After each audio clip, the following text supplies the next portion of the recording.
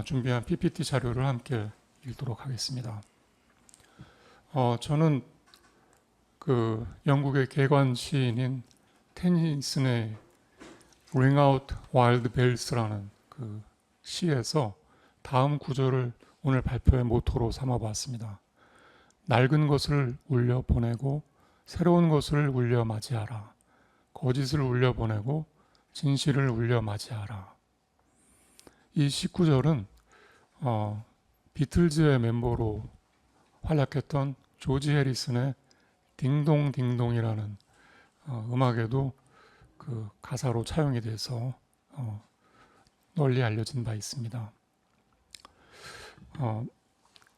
발표의 첫 번째 섹션은 칼리라는 제목을 붙여보았는데요. 저기 푸르죽죽한 서 있는 여신이 칼리이고 그 밑에 깔려있는 흰색 배우자가 시바입니다. 다 인도를 대표하는 신들이죠. 이 신들에 대해서 신화학자인 조셉 캠벨은 이런 식으로 해석을 하더군요. 신들이나 신화 속의 영웅들은 어떤 개개의 존재자로 보기보다는 그것들이 구현하고 있는 힘, 배경의 힘이 요체라는 겁니다. 그리고 그 힘을 체험하고 그것과 하나 되는 사람이 신화 속의 영웅이고요. 그래서 그에 의하면 종교와 신화에 등장하는 신들의 가면 뒤에는 영웅을 포함하는 모든 개체, 선악과 같은 온갖 구분을 통해 자신을 표현하고 있는 힘, 그러면서도 그 어느 한 개체나 구분지로 환원될 수 없는 오히려 그 개체성과 구분이 지닌 한계를 극복하고 넘어서는 힘이 작동하고 있다는 것입니다. 그 힘은 무엇인가? 그것은 세상의 모든 존재자를 포괄하는 궁극적인 힘일 것입니다. 그 힘은 어떻게 작동하는가?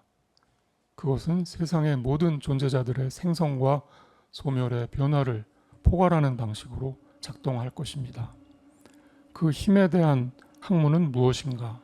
그것은 그 힘이 포괄하는 모든 존재, 그 힘이 작동하는 시간성의 전 지평을 포괄하는 학문일 것입니다.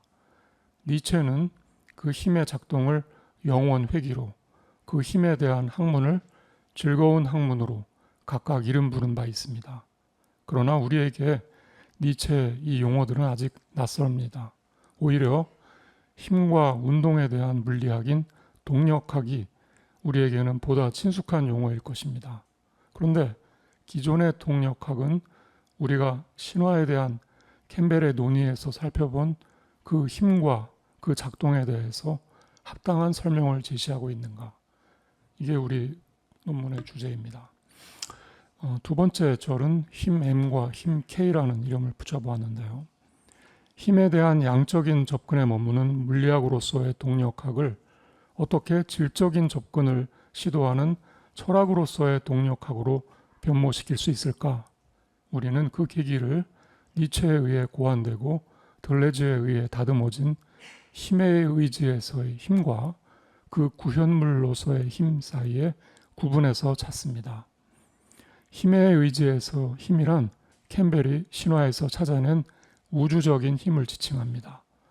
니체의 신화에서 그 힘은 디오니소스라는 이름으로 신격화됩니다. 힘의 의지는 의지하는 힘과 그 힘의 의지로 이루어집니다. 여기서 의지는 힘의 방향성과 원리를 지칭합니다.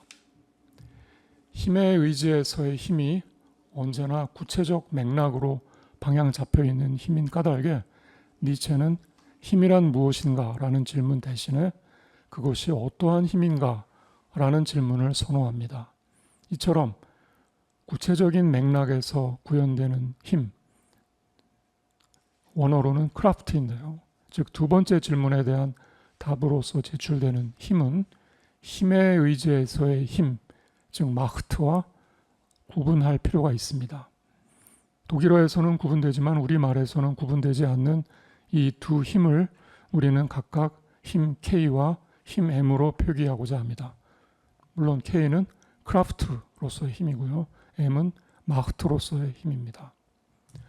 현상, 사물, 의식, 사유, 원어, 텍스트 등은 모두 힘 M의 국소적인 구현물인 힘 K를 표현하고 있습니다.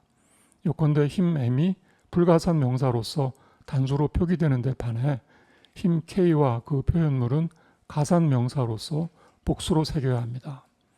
철학은 열거한 여러 종류의 표현들을 해석해서 그 표현 대상인 힘 K로, 더 나아가 그것이 다양하게 구현하고 있는 힘 M으로 소급 추적해 들어가는 해석학이자 계보학입니다.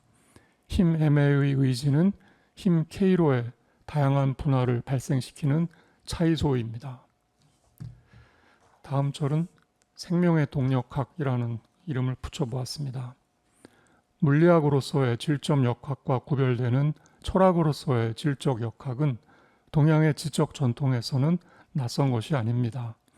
요컨대 힘은 M은 태극에, 힘 K는 기에 견줄 수 있으며 힘 K의 여러 표현들에 대한 해석학과 계보학은 상이나 괴와 같은 표현이나 여타의 징후에 나타난 조짐을 읽어내는 역학이나 기철학에 견줄 수 있을 것입니다.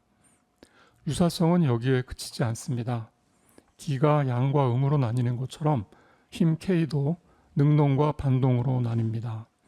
능동적인 힘 K는 질적으로 우세한 지배적인 힘 K를, 반동적인 힘 K는 질적으로 열등한 지배되는 힘 K를 지칭합니다.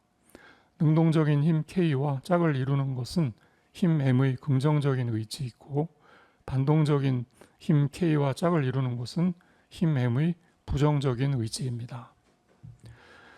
힘 M은 그 의지 여하에 따라 긍정적으로 구현될 수도 있고 부정적으로 구현될 수도 있으며, 이로 말미암아 능동적인 힘 K와 반동적인 힘 K가 각각 나타나게 되는 것입니다.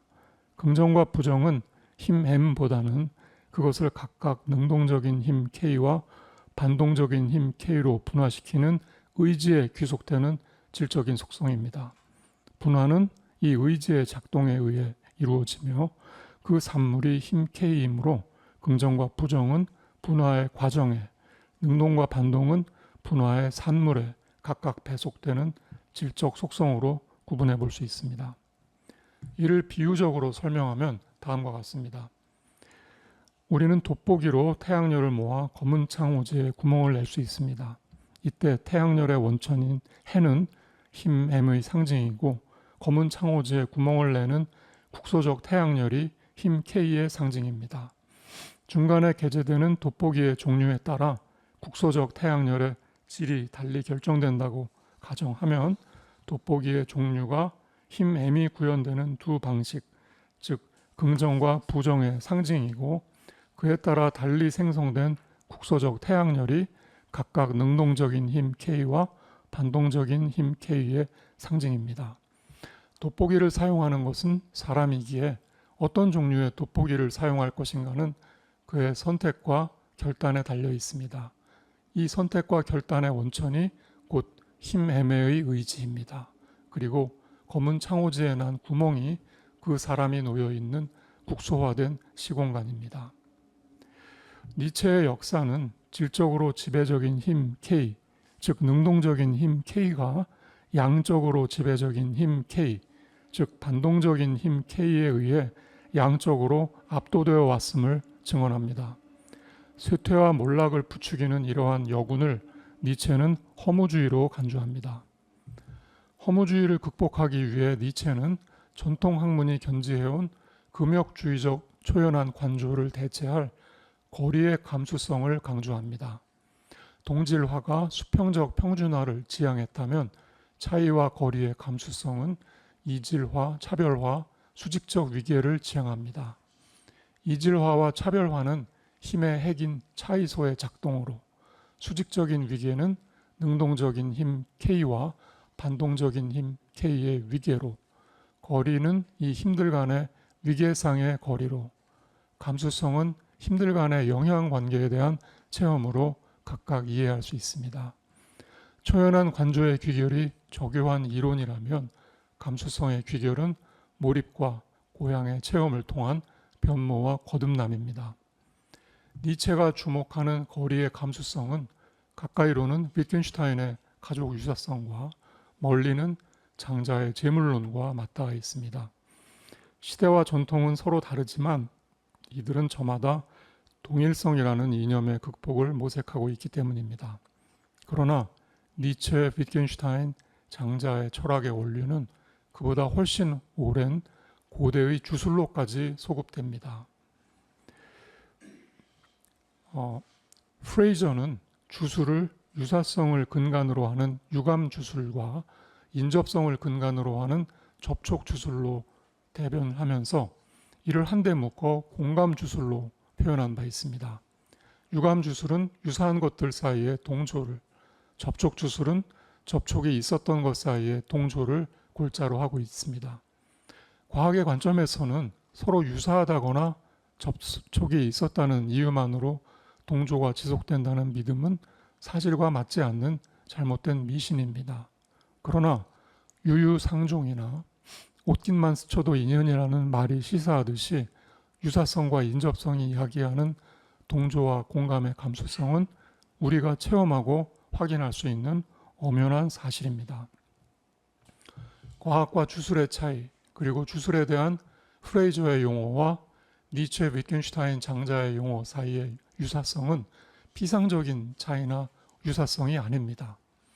초연한 거리두기를 전제로 하는 과학은 유사성과 인접성을 부정하는 쪽으로, 고대의 주술과 니체, 위트겐슈타인, 장자는 유사성과 인접성의 긍정을 통해 동조와 공감의 감수성을 제고하는 쪽으로 나아가려는 것입니다.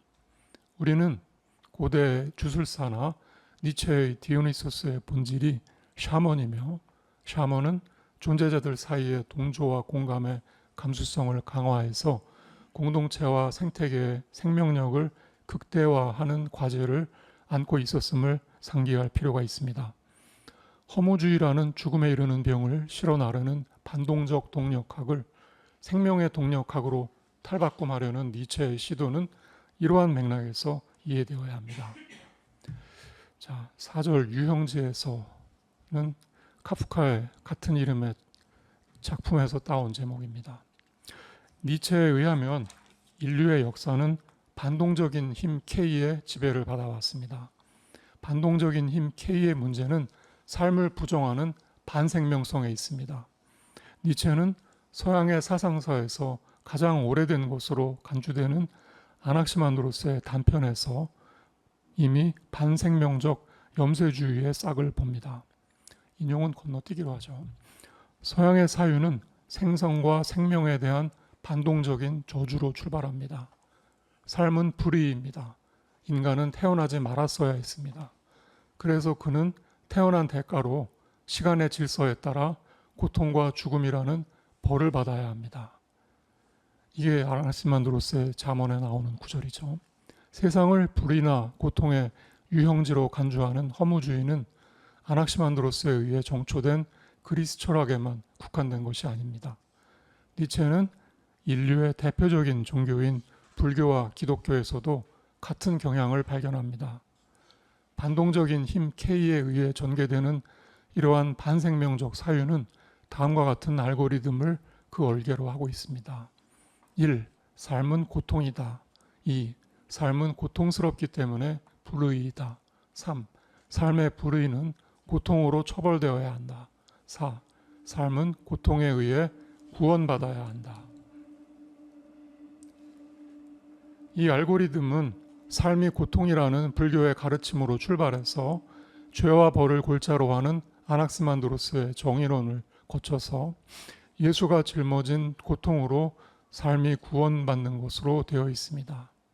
고통스럽기 때문에 삶은 불의이고 그 불의 때문에 다시 고통이라는 처벌을 받아야 하고 고통에 의해 구원받아야 한다는 반동적이고 수동적이고 부정적이고 자멸적이고 불건전한 궤변이 인류를 지배해 왔다는 것이 니체의 진단입니다. 삶이 고통이라는 사실은 삶이 불의이거나 처벌받아야 하거나 부정되어야 할 합당한 이유가 되지 못합니다.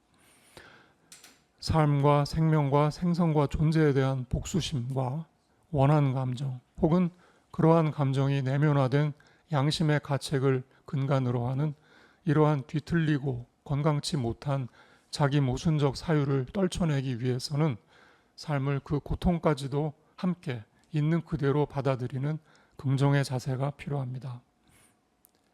고통을 받아들인다는 것은 그것을 견뎌낸다는 뜻보다는 그것을 통해 더 고양되고 더 강해짐을 뜻합니다. 긍정이란 모든 것을 체념적으로 받아들인다는 뜻이 아니라 힘 M의 방향을 부정으로부터 긍정으로 돌려 능동적인 힘 K가 반동적인 힘 K에 대해 우위를 회복하게 함을 뜻합니다. 나쁜 기운을 몰아내고 좋은 기운을 불러들이기 위해 고안된 부적이나 굿이나 제의가 그러한 것처럼 말입니다. 요컨대 역설적으로 긍정은 부정적인 것에 대한 단호한 부정을 함축합니다. 이러한 전환의 계기를 새로운 사유나 결단과 아울러, 아니 그보다 힘 K의 교체에서 찾는 이유는 복수심이나 원한 감정이나 양심의 가책이 심리나 사유의 일부가 아니라 그 역이참이기 때문입니다. 즉 그동안 인간의 심리나 사유 자체가 이러한 반동적 힘 K의 표현이었던 것입니다. 같은 맥락에서 허무주의는 역사의 한 사건이나 시기가 아니라 전 역사의 동력이자 의미였으며 특정한 한 형이상학이 아니라 모든 형이상학의 존재였습니다. 현상 세계를 넘어선 또 다른 세계를 설정하고 그 세계를 참되고 선한 세계로 간주하는 형이상학은 감각적인 세계를 거짓이라 저주하고 내세의 구원을 약속하는 기독교를 거쳐서 차이성, 즉 등식의 방정식의 세계를 등식이 구현하는 동일성의 언어로 서술하고 있는 근현대의 과학에 이르기까지 일관되게 반동적인 힘 K를 표현하고 있습니다. 이로 말미암아 거짓으로서의 현상적 삶과 진리를 추구하는 지식은 서로 대립관계로 설정됩니다. 전자는 후자에 의해 부정되고 교정되어야 할 대상인 것입니다. 그러나 니체는 이러한 관계를 역전시켜서 현상계를 옹호하며 오히려 그것을 교정하려는 형이상학을 비판합니다. 요컨대 그는 이 세계와 삶을 부정하는 형이상학과 역사와 인간을 극복하기 위해 이들의 원천이 되는 반동적인 힘 K를 능동적인 힘 K로 체질 개선해야 함을 역설합니다. 그리고 이는 원한 감정, 복수심, 양심의 가책 등과 같은 의인화된 도덕적인 관점과 동력학을 서로 결별시키는 데서 출발해야 합니다. 자, 이제 5절 해원을 읽겠습니다. 인간이 복수심으로부터 구원되는 걸 최고의 희망으로 꼽았던 니체는 그 복수심의 근원적인 해원을 모색합니다. 복수심의 근원은 힘 M의 의지로도 어쩔 수 없는 흘러간 과거에 대한 것이었습니다. 그렇다면 해원은 흘러간 과거를 힘 M의 의지가 어쩔 수 있도록 돌이키는 것입니다. 그러면서도 그것은 형이상학이 추구하는 초시간성으로서의 영원성과는 구별되는 방식이어야 합니다. 요컨대 돌이킴은 초시간성이 아닌 시간성으로서의 영원성에 전맥되어야 합니다. 그것은 영원성을 항상성이 아니라 무상성으로 재해석함으로써 이루어집니다. 시간성과 무상성을 긍정하면서도 영원성을 성취하는 돌이킴이 해원의 실마리입니다. 니체는 그것을 영원회귀라고 부릅니다. 힘 M의 의지는 공시적으로는 다양한 힘 K들의 종합을 이루어내는 원리이고 통시적으로는 과거, 현재, 미래라는 시간의 계기를 종합하는 원리입니다. 그리고 후자의 경우를 지칭하는 게 영원회귀입니다. 영원회귀의 영원은 미끄러져 지나가는 과거와 다가오는 미래가 서로 충돌하고 갈등하는 역동적인 나들목인 지금 이 순간이 시간의 경과에도 불구하고 완전히 사라지지 않고 무상한 전변을 거듭하며 일종의 업으로서 무한히 지속함을, 그리고 회귀는 그 지속의 존재 사건이 질적인 차이를 수반하는 오고 감, 드러남과 물러섬의 원한 운동으로서 과거, 현재, 미래를 하나의 띠로 잇고 있음을 함축합니다. 요컨대 동조와 공감이 세계의 존재자들을 서로 이어주는 공시적인 관계망이라면 영원 회귀는 그와 짝을 이루는 통시적 관계망에 해당합니다. 양자 사이의 차이는 하이데거의 용어로 표현하자면 존재자와 존재 사이의 존재론적 차이에 해당합니다. 힘 MA의 의지와 그 구현물로서의 힘 K들이 존재자요 영원 회귀가 곧 존재인 것입니다. 영원 회귀의 세계관은 동양에서는 사물이 어떤 특이점에 이르면 되돌아오게 된다는 물극필반의 주역의 지혜로 표현되며, 이는 되돌아옴이 도의 운동이라는 노자의 명제에도 잘 나타나 있습니다. 노자에 대한 인용은 건너뛰기로 하죠. 가고 멀어지고 되돌아오는 차이와 반복이 해원된 힘 M이 의지하는 바이자 영원 회귀로 요약되는 도의 동력학입니다. 사진에서 보이는 그 현대 신화학자인 멀츠아 엘리아데는 한 걸음 더 나아가서 영원 회귀가 선사시대로 거슬러 올라가는 시원적 존재론의 핵심이었음을 아주 다양하고도 광범위하게 예증한 바 있습니다. 요컨대 영원 회귀의 동력학이 고래로부터 존재론의 핵심이었던 것입니다. 6절 즐거운 학문을 읽겠습니다. 감각적 현상 세계를 부정하고 저주하는 반동적인 학문은 그 저주로 말미암아 자신도 금욕주의의 우울한 색조를 띠고 있습니다. 이에 반해 이 현상 세계의 다채로운 차이성과 무삭성을 긍정하고 그와 함께 논일고 뒹구는 학문은 경쾌하고 무구하기만 합니다. 그래서 그 학문의 이름이 즐거운 학문인 것입니다. 음울한 학문이 메마르고 창백한 유형지로 보는 이 세계는 즐거운 학문에게는 삶을 찬양하는 축제의 놀이터입니다. 그러나 즐거운 학문의 무구함은 무지와는 구별되어야 합니다. 그 무구함은 삶의 험난함을 모르거나 외면하는 유약하고 미숙한 무구함이 아니라 그 험난함을 긍정적으로 헤쳐나가는 강인하고 성숙한 무구함입니다. 음울한 학문이 세계를 먼 발치에서 서술하는 무심한 학문이라면, 즐거운 학문은 생명의 기운에 적극적으로 개입하는 절실한 학문입니다. 시간 관계상 슬라이드 하나 건너뛰고요. 지금까지의 논의를 요약하자면 철학적 동력학의 동은 영원 회귀를, 역은 힘을, 학은 즐거운 학문을 의미하는 것으로 정리됩니다. 힘과 영원 회귀를 골자로 하는 동력학으로서의 즐거운 학문의 이념은 기의 운행을 골자로 하는 동양의 풍류도에서도 찾을 수 있습니다. 힘은 기운의 기나 풍류의 풍과, 영원 회귀는 기운의 운이나 풍류의 류와, 학문은 도와 각각 짝을 이룹니다. 중국 측 역사서에서 우리 민족의 장기를 거론할 때 빠지지 않고 등장하는 용어이기도 한 가문은 접신의 군마당을 그 문맥으로 하고 있습니다. 춤으로 신을 내리게 하고 노래로 신을 즐겁게 했기에 춤과 노래가 샤먼의 기원이라고 할 수 있습니다. 그리고 이는 앞서 본 풍류의 선가와 전맥됩니다. 최치원은 일찍이 그 접화 군생을 우리의 고대 사유의 핵심으로 제시했는데, 묻 생명이 어우러져 성장함으로 옮긴 접화 군생은 접신의 감수성으로 생명을 제고하는 힘 M의 의지를 동양적으로 묘사하고 있는 것으로 이해할 수 있습니다. 힘 M의 의지에서 의지는 군생으로 접화의 다른 표현인 것입니다.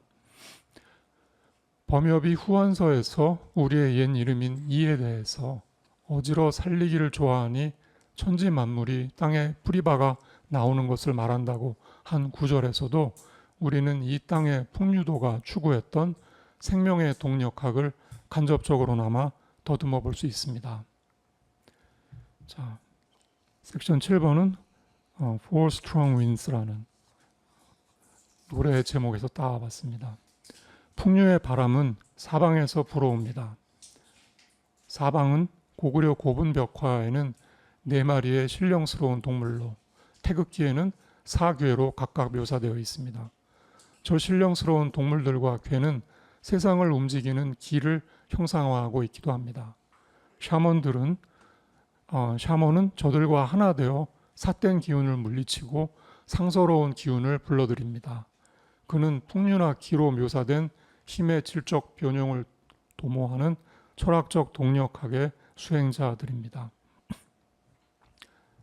사방에서 불어오는 풍류의 바람은 우리에게 혹은 태극기가 상징하는 우리 민족에게 활기를 불어넣어주고 있습니다. 우리는 그 바람, 즉 기를 타고 놀며 약동하는 생명을 느낍니다. 여기에서 오늘 저의 발표의 제목인 승유직이라는 그 말의 그 위상이 밝혀지는 것입니다. 기를 타고 논다는 뜻이죠. 풍류의 세계 속의 사방의 신들은 우리를 수호하며 우리는 그들의 가호하에 세상의 모든 것들과 연결됩니다. 신적인 것과 죽을 자, 하늘과 땅의 결집으로 이루어진 하이데거의 사방 철학은 고분 벽화 속 고구려인들에게는 익숙한 세계관이었습니다. 그들은 하이데거가 말하는 존재 사건의 생생한 고유화를 선취했고 엘리아데가 말하는 히에로파니, 즉 성현 속에서 세상을 기적으로 이해했습니다. 그들은 다만 이러한 현대적인 개념을 몰랐을 뿐입니다. 그들의 생활 세계는 온갖 성스러운 것들에 접속되어 있었고 사람들은 이 풍류의 분위기에 취해 음악과 감으로 자신의 신명을 뿜어냈습니다. 그들에게는 풍류의 바람이 저러한 개념적 풀이를 필요로 하지 않을 만큼 자연스러웠습니다. 그들은 풍류의 철학을 개념으로 사유한 게 아니라 풍류 속에서 살았습니다. 그들의 이러한 삶은 고분 벽화에 아주 생생하게 재현되어 있습니다. 자, 보시는 사진이 고분 벽화, 고구려 고분 벽화이죠. 고구려 고분 벽화에는 어떠한 개념도 등장하지 않습니다. 벽화 속에 등장하는 모든 존재자들 하나하나가 고유의 코드 혹은 문자소로서 저마다 상징적인 의미를 지니고 있으며 벽화가 구현하고 있는 세계에서 각자의 역할을 부여받고 있습니다. 망자를 추모하는 밀폐된 공간에 그려진 그림답지 않게 벽화 속 존재자들은 신이건 동물이건 사람이건 나무건 모두 생명력이 넘쳐흐르고 있습니다. 자, 무용총의 가무 배송도에서 보듯이 죽음조차도 슬퍼할 사건이 아니라 천상계로의 여행이어서 떠나가는 사람을 저렇게 춤과 노래로서 축복해주고 있습니다. 풍류로 요약되는 샤머니즘은 샤먼 왕이 지배한 고조선이나 샤머니즘적 예술세계의 극치를 보여준 고분 벽화를 남긴 고구려뿐 아니라 우리 상고사를 수놓았던 부여, 백제, 신라, 가야, 마한, 예에 이르기까지 광범위하고도 면면하게 이어져 왔습니다. 생명이 고갈되어 버린 불림의 현대 세계에 다시금 건강한 활력을 불어넣고 철저히 고립된 외로운 세상의 존재자들을 다시 연결짓는 원동력은 우리가 누렸던 샤머니즘의 친생명적인 세계관과 샤먼이 주재한 질적인 동력학을 오늘에 불러내어서 업데이트하는 데서 찾을 수 있을 것으로 기대합니다. 태고적 샤먼이 이끌었던 질적 동력학의 수행은 이제는 철학자가 떠맡아야 하는 과제가 됩니다. 그것은 이 글의 서두에서 테니슨이 노래한 낡은 걸 울려보내고 새로운 걸 울려맞이함, 거짓을 울려보내고 진실을 울려맞이함과 다르지 않습니다. 이 글에서 살펴본 니체, 하이데거, 들레즈의 논의는 이 과제를 떠맡기 위해 필요한 예비적인 개념 분석이었습니다. 테니슨의 종은 때리는 자의 힘의 응분에 울리게 마련입니다. 철학자가 그 종을 더욱 강한 힘으로 때려서 사방에 큰 울림으로 메아리치게 할 때 태고적 생명력 넘치는 샤머니즘은 부활할 수 있을 것입니다. 감사합니다.